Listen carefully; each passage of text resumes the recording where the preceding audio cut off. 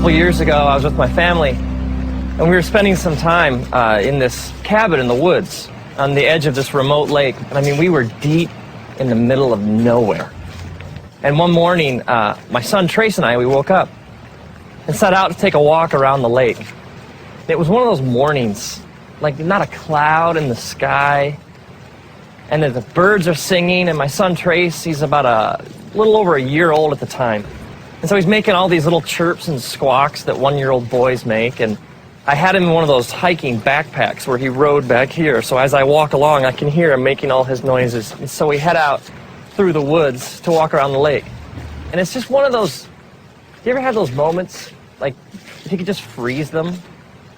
Just so beautiful. And we get to the other side of the lake, and we're exactly at the halfway point. We're the farthest possible point from the cabin, and we're rounding the bend to head back, and I look up and I notice clouds. And then it starts to rain. It always rains, doesn't it?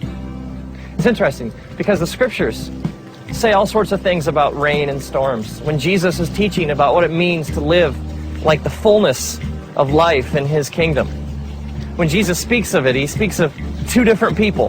He speaks of a person who builds their house on sand, someone who chooses to reject his teachings, and someone who builds their house on rock, who chooses to build their life on Jesus' teachings. And then the metaphor he uses is that of a storm that comes, and the person who rejects his teachings and his truth, essentially the house built on sand just gets destroyed, but the house that's built on rock stands. So this idea, Jesus says, when the rains come, it's not like they might, they do. It rains in our lives, a lot. At first, there's a drop here and a drop there, and so I put Trace's hood over his head. But what I didn't know was that he pulled it off.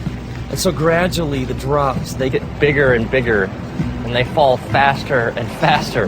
And in no time, it is pouring. I mean, the kind of rain that just soaks, it plasters your hair against your head, and the kind that just drenches your clothing.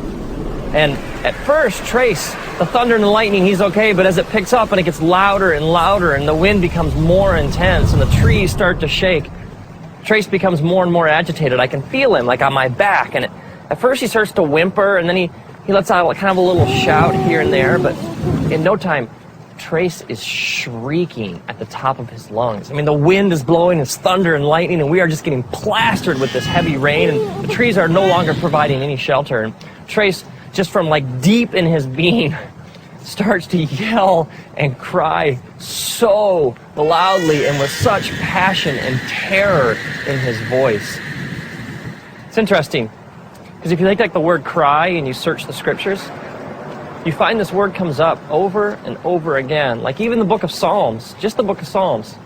If you're like start reading through, it speaks over and over and over again of crying out to God. And God says these amazing things, like he says, when you cry out to me, I listen. He even says, I cannot ignore the cry of somebody who's afflicted. It's like if I'm hurting, lost, soaking wet, scared, confused, God says, you cry out and I hear.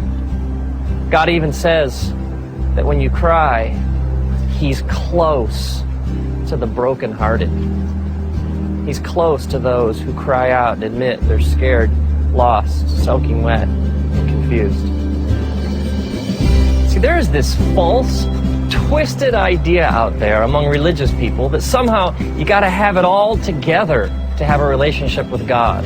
That like somehow God's only looking for people who have no problems and have it all nailed down and can put on like the happy face all the time. And yet the scriptures speak directly against this kind of thinking. I mean, Jesus is even just straight ahead, and he says, come to me, all you who are weary and heavy laden. I mean, the essence of salvation is crying out to God and admitting I don't have it all together.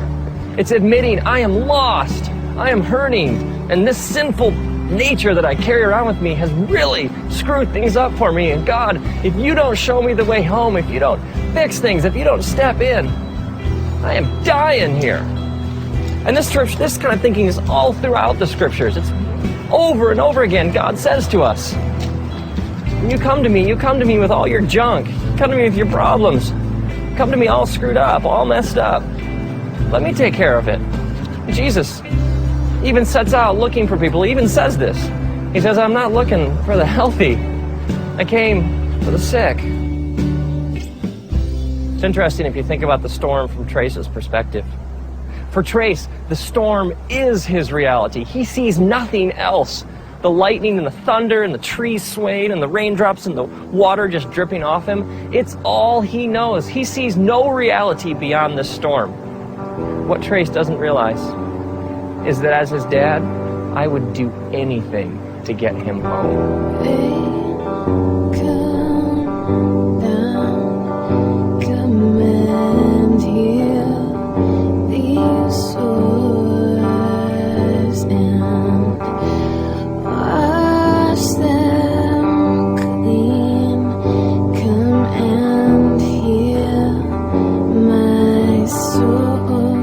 So at this point, Trace is shrieking at the top of his lungs in stereo right behind my head. And I stop, and I kneel down, and I take him out of the pack.